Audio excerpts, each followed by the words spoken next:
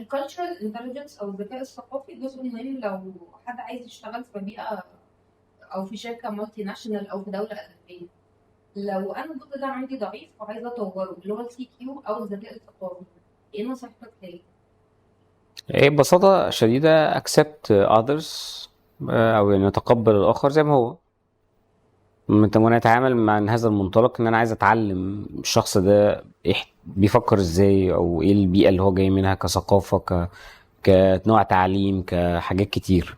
زي بالظبط يعني cultural intelligence مش بس لما بشتغل في شركة أجنبية أو لما بسافر بره البلد اللي أنا عايش فيها، بس ممكن نعتبره إن هو العلاقة ما بين اتنين متجوزين، الراجل والست، لأن هما من cultural intelligence مختلفة.